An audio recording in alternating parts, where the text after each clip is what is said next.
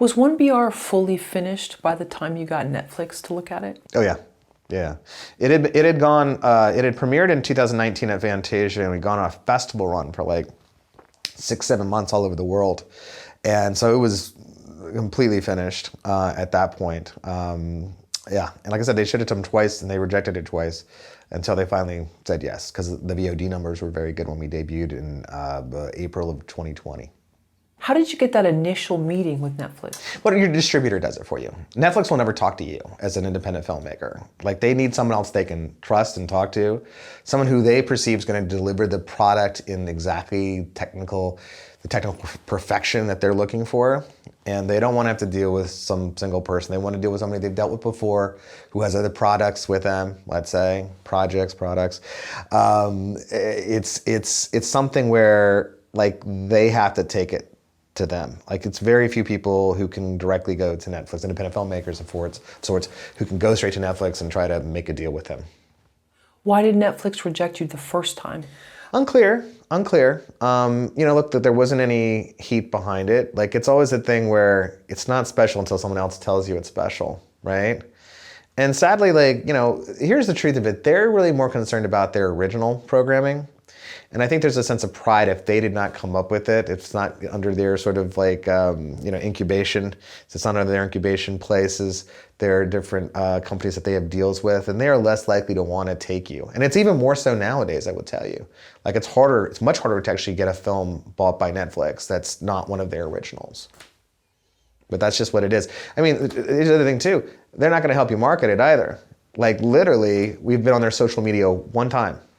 And having been top 5 for like 8 days and #1 and whatever else. They put us on their social media one time, but why is that? Because they put their originals on there. That's what they're concerned with, is the stuff they've spent money internally making. That's what they care about. And I can't fault them for it. It's just, it's part of their model. The second time they rejected you, any excuse? No, it's not for us. Just a pass, okay. Yeah, and this is after we had been successful in our festival runs and everything else, and we're winning awards and blah, blah, blah. So not interested. What gave you the confidence to go to Netflix the third time? Well, again, it wasn't us, it was our distributor. And distributor saw how well we did on VOD. And it was kind of like, it blew up. We were like number 2 or 3 on iTunes, in the horror section. The only thing beating us was like The Invisible Man and, something like that. So we were never gonna beat The Invisible Man, I don't think. But this little movie that's, by and large didn't have any real stars, they're stars to us, but apparently not as recognizable to the rest of the world. But it had very few recognizable stars. It blew up, and it was trending all over the place, on Google, and it was Google Play, it was doing very well. And all the different platforms we had it on, it was doing very well. And it had a big pre-order, I guess, on iTunes, which was another thing. And one thing feeds another. So when you have good pre-orders, they obviously give you good prime placement. We were at the top banner, let's say, on iTunes and So these are all things that people took notice of, especially Netflix, and we're like, oh, okay, there's a good amount of awareness for this film. So and COVID was also happening. So I think that was another motivation for them. It was like, we're gonna need material here. So let's pick this up, let's take a chance. So they did. How long was it on Netflix for? We were on for 2 years approximately. We just came off as of December 31st. But it was a great run. A great run.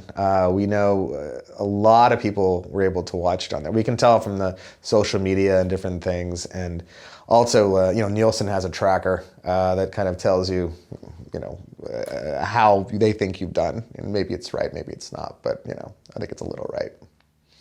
So if your deal with Netflix is not, huge in the money sense, it's still worth it because of all the exposure? Absolutely. If you have a movie that you think has a franchise potential or anything like that, could have a sequel, whatever, you want as many people to see it, because if as many people watch it as possible, then there's awareness, right?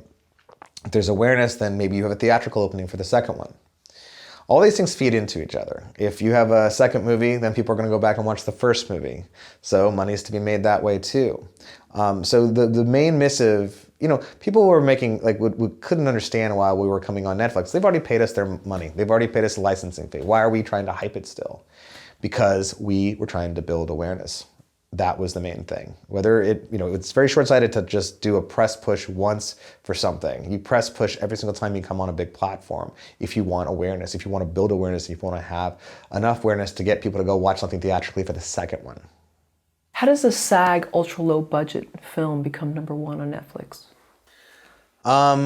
From marketing. What we did is that we thought we were going to have a theatrical opening, right? We're sitting there at the beginning of March 2020, coming out in April 2020, and we're like, oh, this COVID thing, it'll all blow over. By the middle of March, we were like, we are fucked. What are we going to do here? So we pivoted. We made sure that, look, we need to do every podcast, interview, we need to get reviews, right? And so, look, your distributor, we had a publicist in our festival run, and they were great. They helped us get 15, 20 Rotten Tomatoes accredited reviews, right? And then when it came down to our distributor and their publicist, they helped us get some more, but we weren't to certified fresh yet. And in my mind, it was very important that we get to certified fresh, right? So what we did is we had different openings that were happening between when we found out we were going to be on Netflix. We found out in May, and we were going to be on in August of 2020. So we had the whole summer to be on VOD and to try to sell the movie during COVID, when everyone was literally at home, trapped at home. And so we made it our goal in life to keep on getting reviews. Every opening we would have in different countries, we would also, for example, we opened in England in June. We would talk to the distributor over there. They, farm it out to somebody else, and we say, hey, listen, how can we help you in that market? We'll get you actors, we'll get you whoever, we'll get you the director to do interviews and whatever else, so we can kind of make it a bigger splash there. At the same time, your publicist for your distributor helps you as much as they can, but they have other movies they're working on too. So it's up to the producer to keep that momentum going, right?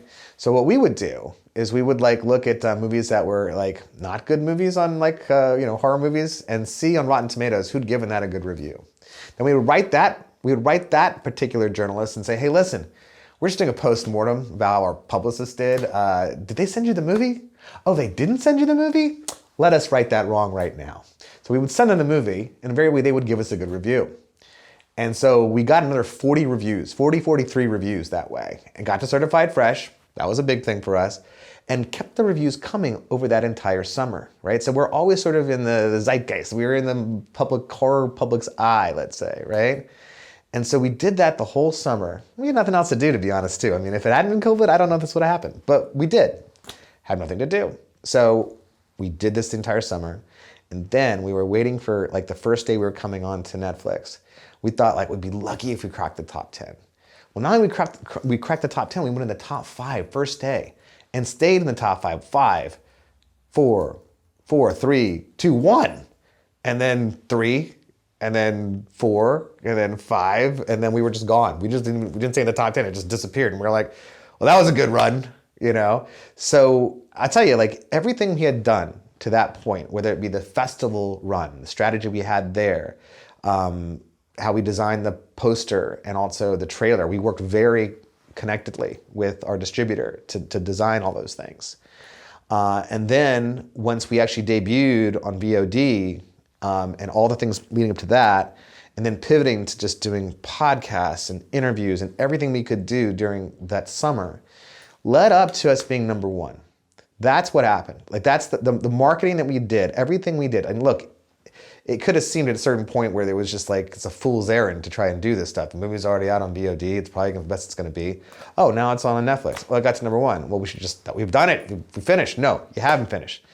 Every time you debut on a new set of platforms, you need to do a publicity push, especially if you want to have a sequel or a franchise out of it.